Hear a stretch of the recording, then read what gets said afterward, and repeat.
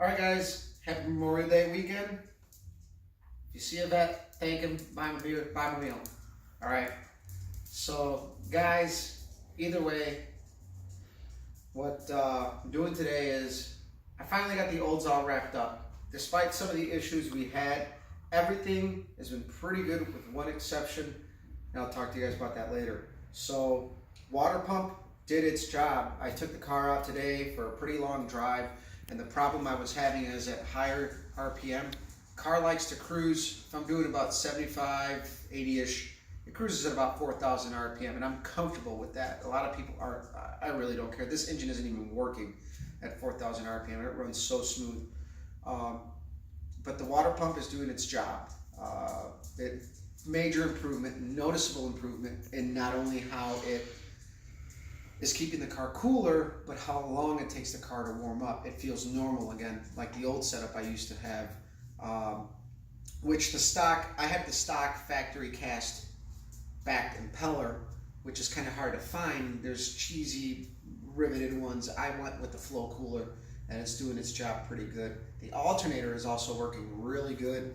I'm getting like full 14 volts at all times. At least that's what my gauge is showing. There's not much of a drop. Everything is working good. I am super impressed with the suspension parts I put in. The AFCOs work really good. The QA ones are working really good as well. You know, I punch down the street and I can feel the suspension feeling tighter, not as loose as what I had in the past with the 50/50s and the 90/10s in the front. I think we're going to go to the track next weekend, and we're going to have a bit of a learning curve with all the changes that we made, but I think we're in the right direction. And now if I go to the track, I am going to go in there with both barrels, locked and loaded, and so to speak, and everything should be pretty good. So I'm pretty excited about that. And as I mentioned earlier in this quick little video, the one part that did not work, at least that's what I'm ruling it out as, because I went back to the one I had, was, lo and behold, the drive shaft. So at this point, I don't know what I want to do.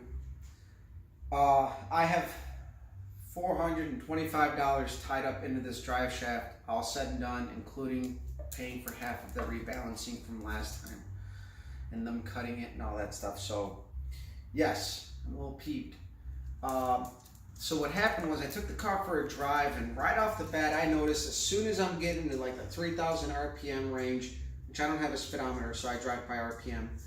And by I don't have a speedometer, I mean it's never worked since I've had the car.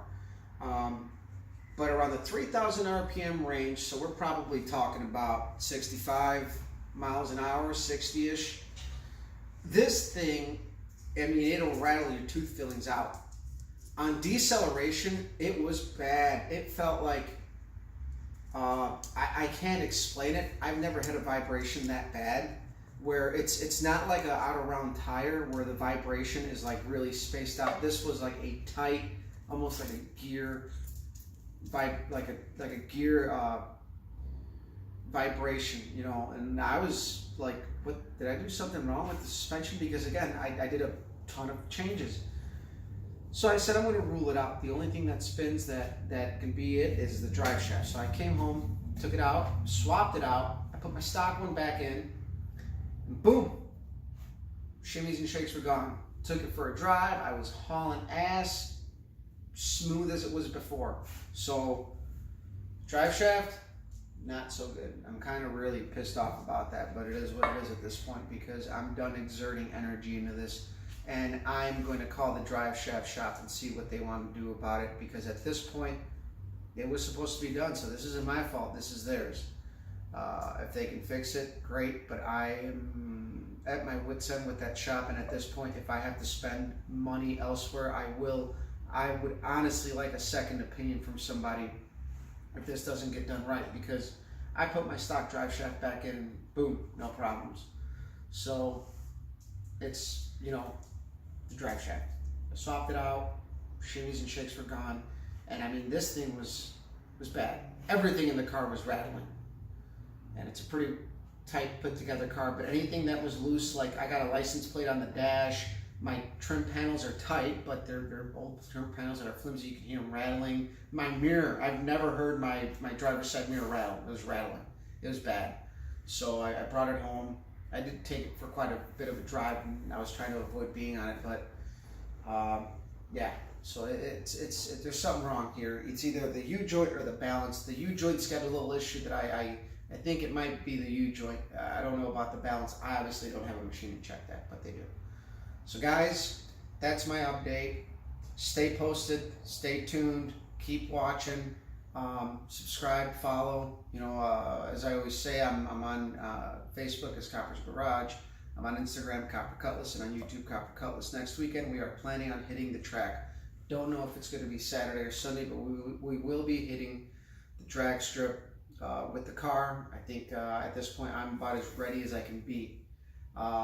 Even if I go out with the stock drive shaft, it is on borrowed time. This is an upgrade item for me, and I think the stock drive shaft will still work, but I am on borrowed time with it because it's a stock drive shaft, and I'm right at that threshold where I should be getting something better if I can't get this fixed. But either way, guys, thank you. The saga continues. It's not over. So it's unfortunate, but it happens. And stick around. Hopefully we can update this problem and get it fixed.